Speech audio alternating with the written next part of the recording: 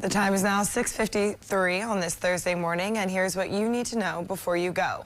State Representative Natalie Zalesnikar announced she is seeking re-election this November. The Republican from Friedenberg Township filed to run for a third term this week.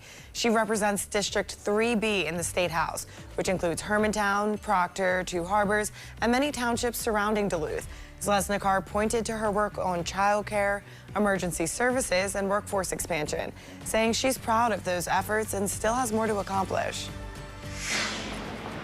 We've learned a pedestrian struck by a vehicle led to the closure of a busy road in Superior last night. This was the scene around 8:30 p.m. at Banks Avenue and Belknap Street. Police put up cones and tape closing Banks Avenue. Police said a pedestrian crossed Belknap Street against the traffic control and was struck by a vehicle. Last night, a witness told us they saw shoes laying in the roadway that officers circled with paint.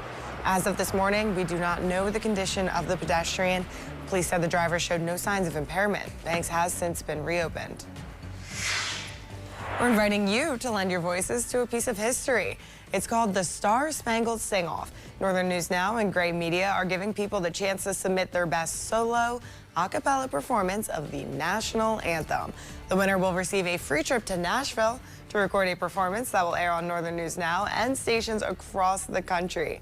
The contest is part of Gray's We the People initiative, celebrating America's 250th birthday ahead of the 4th of July.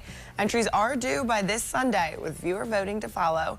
The winning performance will be announced July 2nd, and you can find more info on how to enter on our Northern News Now app. The U.S. Senate race in Minnesota was shaping up to be the talk of this weekend's DFL state convention. Not anymore.